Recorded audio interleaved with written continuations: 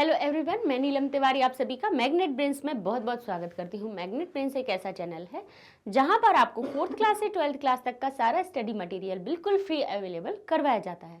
तो जैसा कि हमने आज हमने जो टॉपिक उठाया है पत्र का, एक नया टॉपिक लिया है और उसमें भी हमने 2 तरह के अपने औपचारिक पत्रों को सीख लिया कि किस प्रकार से औपचारिक पत्रों को हम पूरा करते हैं और कैसे आपके पास जो आपका क्वेश्चन पेपर होता है, प्रश्न पत्र होता है, उसमें किस प्रकार से पत्र आ जाते हैं, उसमें कैसे खाली स्थान लिख देते हैं और उनको हमें पूरा करना होता है। ठीक है, तो अब हम कुछ अनौपचारिक पत्रों पर भी चलते हैं। कहिए कि अनौपचारिक, अब आप कहेंगे कि अनौपचारिक पत्र कौन से होते हैं। तो हमने अभी आपको बताए थे कि अनौपचारिक पत्र वो होते हैं जिसमें हम अपनी व्यवहारिक बातचीत भी उसमें हम प्रयोग करते हैं, वो अनौपचारिक होते हैं। जैसे अपने पिता के लिए, अपनी माता के लिए, अपने भाई के लिए, अपने मित्र के लिए, अपने सखी के लिए पत्र आप लिखेंगे तो वो आपके अनौपचारिक पत्रों की श्रेणी में आते हैं। तो भाई हम एक भी बता के आपको आगे कर सकते हैं, लेकिन हम आपको थोड़े 2, 4, 5, 6 क्यों बताना चाह रहे हैं, उसके पीछे कारण ये है कि जब आप 5-6 प्रकार के पत्रों को आप देख लेंगे तब आप ये समझ जाएंगे कि भाई कि हम कहाँ पे किस प्रकार से इनको पूरा करना है। तो सबसे पहले, सबसे तसल्ली से आपको पहले पढ़ना चाहिए प्रश्न, कि प्रश्न में क्या कह रहे हैं। कि वो कह रहे हैं कि मित्रम प्रति, यानी मित्र के लिए, अधोलिखितम पत्र, यानी इस अधोलिखित, नीचे, अधो का अर्थ क्या होता है नीचे, अध का अर्थ क्या होता है नीचे, अधोलिखितम नीचे लिखे हुए पत्र में से पत्र को, पत्रम यानी पत्र को, अधोलिखितम पत्रम यानी नीचे लिखे हुए पत्र को, मंजूषात प्रदत्त शब्दई, मंजूषा में प्रदत्त यानी प्रदान किए गए शब्दों में से, शब्दई शब्दों में से के द्वारा, तृतीया विभक्ति लिखी हुई है। जैसे विभक्तियां का हमें ज्ञान है ना, तो हम अर्थ आराम से कर सकते हैं। मंजूषा यानी मंजूषा में, प्रदत्त यानी दिए हुए, शब्दई जैसे राम ही तृतीया विभक्ति बहुवचन का रूप बनता है ना, तो ऐसे ही शब्दई यानी शब्दों में से, पूरेत्वा पूरा पूर्ण करके, पुनः लिखत फिर से लिखिए। अब देखिए यहाँ पे अगर ये चीज नहीं लिखी होती तो आप क्या कर सकते थे कि पत्र का क्वेश्चन आप लिख देते कि हमारा प्रश्न नंबर ये दूसरा है या तीसरा है, और आप उसके उत्तर ऐसे लिख देते कि पहले में ये उत्तर आना है, दूसरे में ये उत्तर आना है, तीसरे में ये। लेकिन अब उन्होंने क्या कह दिया है कि पुनः लिखत, फिर से लिखिए, पुनः लिखिए, मतलब उसमें से पहले आप इनको पूरा कीजिए, मंजूषा में जो शब्द दिए हुए हैं उनमें से रिक्त स्थानों को पूरा कीजिए और फिर उसके बाद पुनः लिखिए। अर्थात आपको पत्र बाकायदा पूरा लिखना है। आसानी उन्होंने क्या कर दी कि जो पूरा पत्र लिखना था उतना नहीं लिखना है, अब जो शब्द कुछ दिए हुए हैं उनको देख लो और उनसे उसको पूरा कर लो और लिख दो। मैटर उन्होंने पूरा ही बना के दे दिया है, कुछ भी नहीं करना है अपन को। तो करने के पहले हमने क्या बताया है कि जैसे अभी तक हम औपचारिक लिख रहे थे तो उसमें क्या था, उसमें हम पहले जिसके लिए पत्र लिखते हैं उसको लिख देते हैं, उनका बता देते हैं कि यहाँ पे हम प्रिंसिपल के लिए लिख रहे हैं, प्रधानाचार्य के लिए लिख रहे हैं, प्राचार्य के लिए लिख रहे हैं, किस विद्यालय के वो हैं, क्या वो पता है, ये लिखते हैं। फिर विषय पर आते हैं। अनौपचारिक पत्रों में हम क्या कहते हैं कि हम अपने क्या लिखते हैं, अपना पता लिख देते हैं कि कावेरी छात्रावासात दिनांक ये, यानी कावेरी छात्रावास से मैं लिख रहा हूँ, दिनांक ये लिखेंगे। फिर हम लिखेंगे जिसके लिए हम उस पत्र को लिख रहे हैं, तो हम लिख देंगे प्रिय मित्र माधव, या हमारा जो भी मित्र होगा, पिताजी होंगे, माताजी होंगी, तो पहले हम इसमें ज़्यादा पूरा इतनी सारी औपचारिकताओं को नहीं निभाया जाता है। यहाँ पे हम पहले क्या लिख देते हैं, साधारण से अपनी बता देंगे, पहले अपना पता लिख देंगे कि कहाँ से लिख रहे हैं और दिनांक लिख देंगे कि यहाँ से मैं पत्र लिख रहा हूँ। ठीक है, फिर किसके लिए लिख रहा हूँ, तो हम कहेंगे प्रिय मित्र माधव, या माधव है, अभिनव है, या जो भी है, जिसका भी नाम है। तो पहले हमें क्या लिखना पड़ता है, अपने मित्र के लिए लिख रहे हैं तो प्रिय शब्द लगाते हैं, तो प्रिय मित्र और उसका जो नाम है वो लिख दीजिए।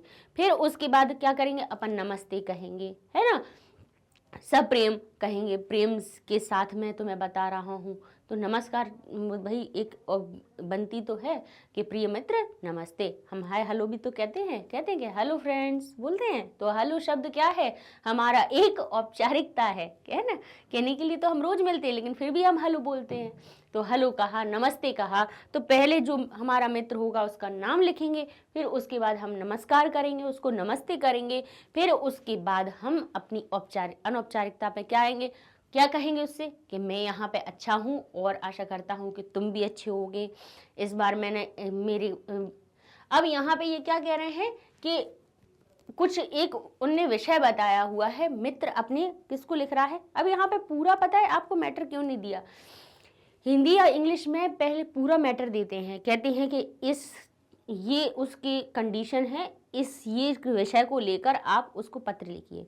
लेकिन यहाँ पे ये पूरा विषय क्यों नहीं बताते हैं, इसलिए नहीं क्योंकि मैटर वो खुद लिख के दे रहे हैं, तो सिर्फ ये कह देते कि मंजूषा में देख के पहले उसको पूरा कर लो, समझ लो और उसको फिर दोबारा से लिख दीजिए। आपको बस इतना से काम करना है अपन को।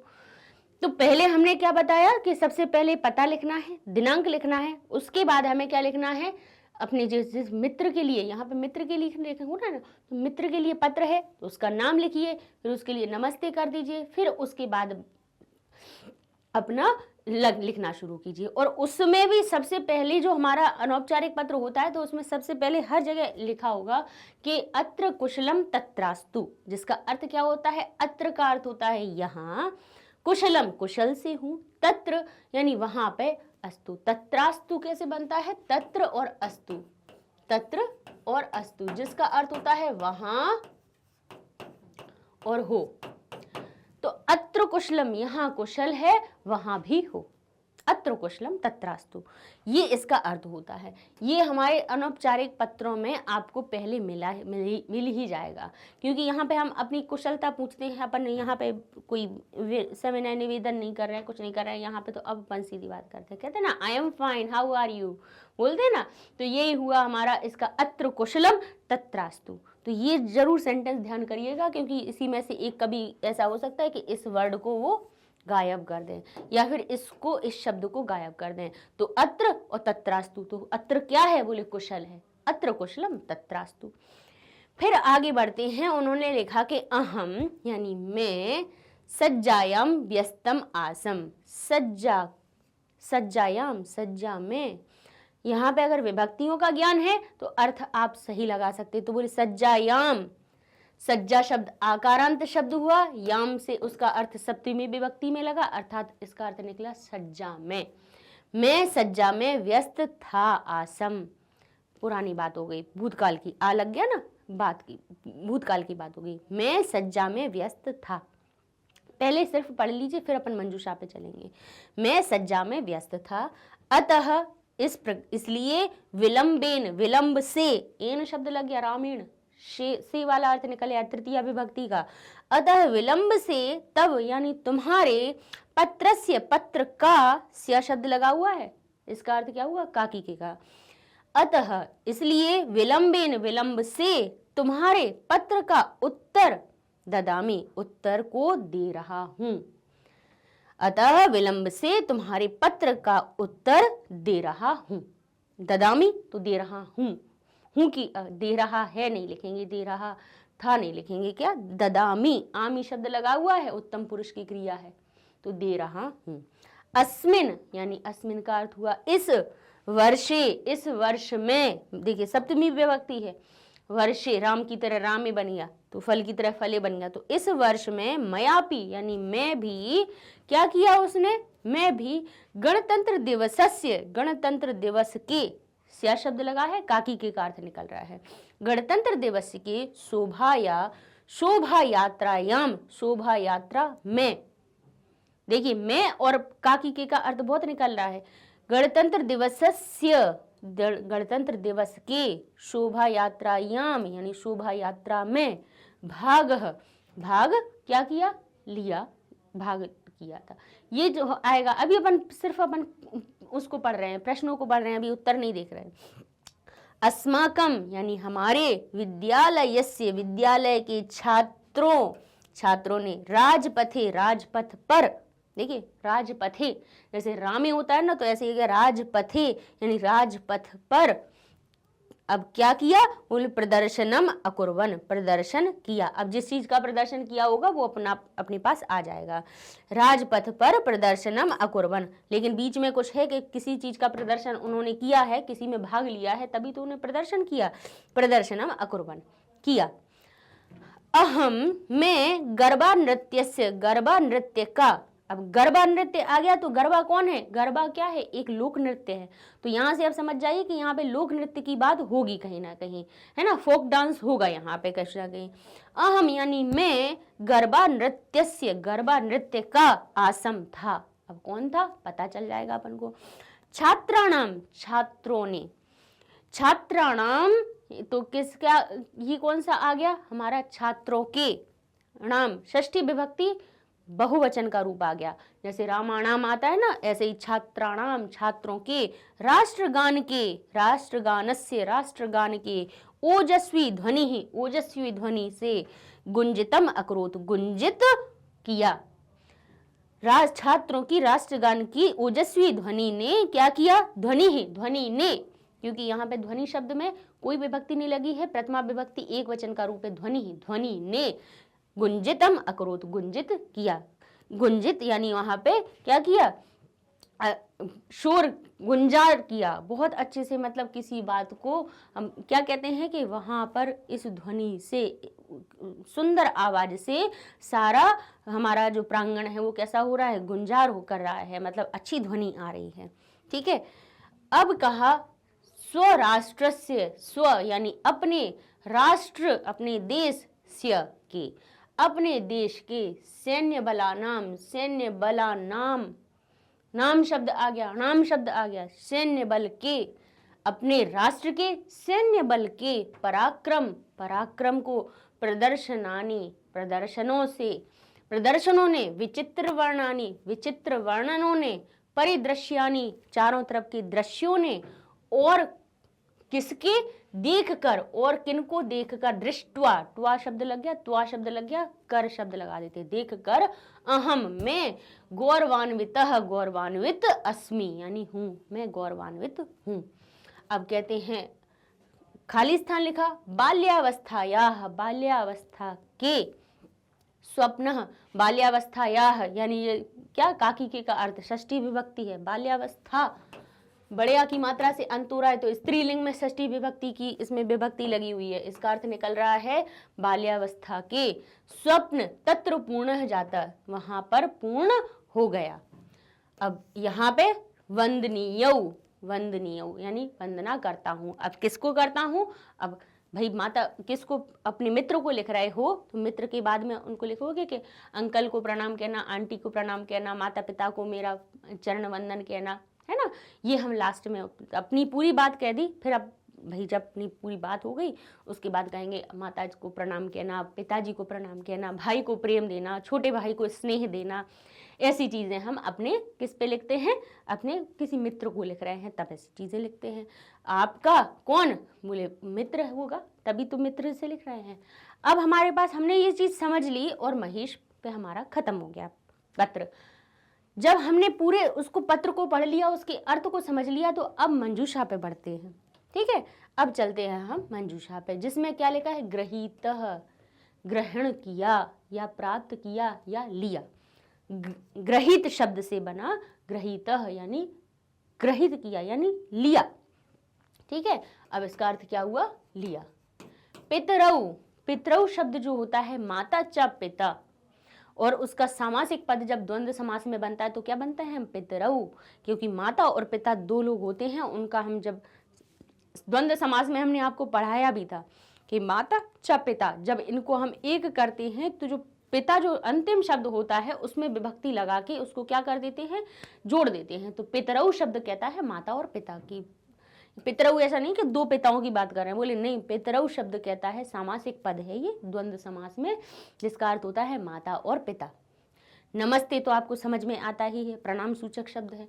मम यानी मेरा, मित्रम यानी मित्र, राजपथम यानी राजपथ को, यार राजपथ, राजपथ लिख लीजिए, और अम शब्द यानी इसमें दो निकलेंगे। देखिए जैसे पुस्तकम शब्द प्रथमा में भी, देखिए अब हम आपको बताएं, पुस्तकम प्रथमा में भी बनता है और पुस्तकम हमारी द्वितीया में भी विभक्ता है, जिस विभक्ति में भी बनता है, जिसमें प्रथमा में पुस्तक में क्या आ जाएगा, ने शब्द लग जाएगा, ने का अर्थ आएगा, और वहीं पे द्वितीया में को का अर्थ आएगा। तो अब हमें दो चीजें याद रखना चाहिए कि या हो सकता है इसमें अर्थ निकले राजपथ ने या फिर राजपथ को, इतना आ जाएगा। ठीक है, फिर लोक नृत्य से, लोक नृत्य का, यहां जरूर लिख लीजिए कि इसमें का अर्थ निकल रहा है, लोक नृत्य का या की या के, लोक नृत्य का, लोक नृत्य की या लोक नृत्य के, का की के का अर्थ निकलेगा, षष्ठी स्या लगा है। अब क्या है, लोक नृत्यानी यानी फलानी लोक नृत्यों, अब यहाँ पे एक नहीं, यहाँ पे बहुत सारे क्या हो रही है, लोक नृत्यों की बात हो रही है। यहाँ पे कोई इसमें ने शब्द नहीं आ रहा है, काकी के का बाकी विभक्तियों का नहीं आ रहा है। बोले दो आ सकते हैं, बोले अर्थ कौन से हो सकते हैं, जैसे फलानी शब्द प्रथमा की भी हमारी बहुवचन का रूप बनता है और द्वितीया का भी फलानी शब्द बनता है बहुवचन का रूप, जिसमें यहाँ पर हम ने का अर्थ लगाएंगे और यहाँ पे हम को का अर्थ लगाएंगे, ध्यान कीजिएगा। ठीक है, यहाँ पे हम लोक नृत्य ने भी कर सकते हैं, लोक नृत्य को का भी अर्थ लगा सकते हैं। फिर क्या कह रहे हैं, गणतंत्र दिवस समारोहस्य, गणतंत्र दिवस के समारोह। ठीक है, काकी का अर्थ निकल आया स्या शब्द से। फिर प्रमुख संचालक, प्रमुख संचालक, ठीक है, मतलब मेन लीडर कहते हैं ना, जो कि प्रमुख कौन है, कैप्टन कौन है, तो बोले प्रमुख संचालक, मेन कौन होता है, यानी प्रमुख संचालन करने वाला, उसको अपना क्या देने वाला, निर्देश देने वाला। तो ये हमारे पास मंजूषा के हमने पहले अर्थ समझ लिए। अब लिखना शुरू कीजिए कि पहले आपने वो बता दिया, पता लिखा हुआ है, पहले दिनांक लिख दीजिए, जो भी उस दिन की दिनांक हो वो लिख दीजिएगा। आपका जिस दिन आपका एग्जाम हो तो आपके लिए क्या लिख देंगे, बोले 3 जून 2021, इसी को होना है आपका एग्जाम, है ना, तो आप लिख देंगे 3 जून 2021। फिर इसके बाद लिखा प्रिय मित्र माधव, प्रिय मित्र माधव, फिर हम क्या करेंगे उसको, नमस्ते, नमस्ते पहला शब्द हमें दिख ही रहा है कि प्रणाम लिखते नमस्ते लिखते, तो बोले यहाँ लिख दिया हमने नमस्ते। ठीक है, फिर क्या कहा, अत्र कुशलम तत्रास्तु, मैं यहाँ अच्छे से हूँ तुम भी वहां होगे। अहम मैं सज्जायाम व्यस्त आसन, सज्जा में व्यस्त था, बोले किसकी सज्जा में व्यस्त था, बोले गणतंत्र दिवस समारोह की, लोक नृत्य की सज्जा नहीं था, राजपत्र की सज्जा नहीं था, प्रमुख संचालक इसमें कुछ नहीं है, बोले किसकी में थे, बोले गणतंत्र दिवस समारोह की, क्योंकि पहले वही हुआ तब तो उसमें लोक नृत्य वगैरह सब चीजें हुई हैं। पहले तो गणतंत्र दिवस समारोह, तो हमारा अब उसमें इतना बड़ा आएगा नहीं, तो हम बता देते हैं कि इसमें दूसरे नंबर में अहम गणतंत्र दिवस समारोहस्य सज्जायाम व्यस्तः आसम। फिर कहेंगे अतः इसलिए विलंबेन तव पत्र से उत्तरम ददामी, इसलिए तुम्हारे पत्र का विलंब से उत्तर दे रहा हूँ। अस्मिन वर्षे मैं आपी यानी मैं भी गणतंत्र दिवस समारोहस्य समारोह का शोभा यात्रा भाग, शोभा यात्रा में भाग क्या किया, लिया। मैंने भी इस वर्ष अस्मिन वर्षे इस वर्ष में गणतंत्र दिवस की समारोह में क्या किया, मैंने शोभा यात्रा में भाग लिया। तो ये हो गया हमारा ग्रहीत। पहले नंबर पे हमने नमस्ते लिख दिया, दूसरे पे हमारा गणतंत्र दिवस समारोह, और इसमें तीसरा हो गया ग्रहीतः यानी लिया। ठीक है, अब क्या कहा, अस्माकम विद्यालय, हमारे विद्यालय के छात्रों ने राजपथ पर या राजपथ में प्रदर्शनम अकुर्वन्, प्रदर्शन किया, बोले किसका किया, बोले लोक नृत्य का। अब यहाँ पे काकी के का अर्थ निकल आया, बोले अब लोक नृत्य का क्यों आ रहा है, बोले क्योंकि बाद में देखो लोक गरबा नृत्य से शब्द भी लिखा हुआ है, तो ये कह रहा है कि पहले हम बताएंगे कि हमारे विद्यालय के छात्रों ने लोक नृत्य का प्रदर्शन किया राजपथ पर।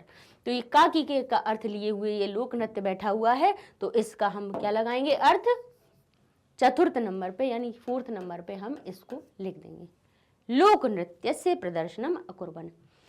अहम यानी मैं गरबा नृत्य का, बोले अहम गरबा नृत्य से क्या हुआ, आसम था, आसम का अर्थ हुआ था, कौन था, बोले मैं प्रमुख संचालक था। तो ये हमारा हो गया प्रमुख संचालक। फिर कह रहे हैं छात्रों के राष्ट्रगान के ओजस्वी ध्वनि ने गुंजितम अकरोत, गुंजित किया, बोले किसको किया, बोले हमारे राजपथ को, हमने कहा था यहाँ पे जैसे पुस्तकम का अर्थ निकल रहा है तो यहाँ पे को का अर्थ भी निकल सकता है और ने का भी अर्थ निकल सकता है। तो यहाँ पे को का अर्थ निकल रहा है तो हमने कह दिया राजपथम, राजपथ को गुंजित किया। आगे देख लेते हैं हम अपने यहाँ पर।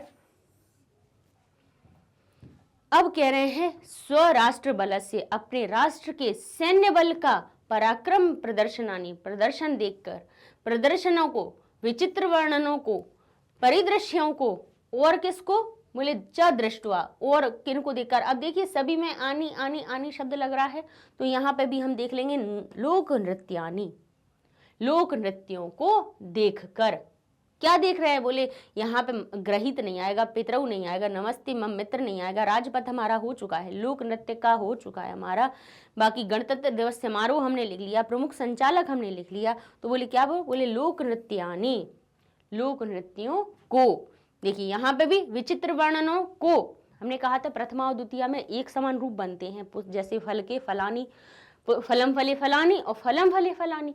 प्रथमा द्वितीया में दोनों में बहुवचन में फलानी शब्द बनता है तो आनी शब्द में ने का भी अर्थ निकल सकता है और को का भी अर्थ निकल सकता है। ये हम पे डिपेंड करता है कि जब हम उस वाक्य को पढ़ें तब हम उसमें क्या अर्थ, दोनों चीजों को दिमाग में रखिए कि ने का भी अर्थ इसमें आ सकता है, को का भी, फिर हम उसका अनुवाद करके हम उसमें अपने हिसाब से ये ध्यान करते हैं कि इसमें को का सही संगति से अर्थ निकल रहा है तो हम उसमें को का अर्थ निकालेंगे। तो कह रहे हैं प्रदर्शनों को, विचित्र वर्णनों को, परिदृश्यानी चारों तरफ के दृश्यों को, और किसको, लोक नृत्यानी, लोक नृत्यों को देखकर अहम गौरवान्वित अस्मि, मैं गौरवान्वित हूं। तो ये लोक नृत्य हमारा किसमें 7वें नंबर पर ये आ जाएगा। ठीक है, ये आ गया।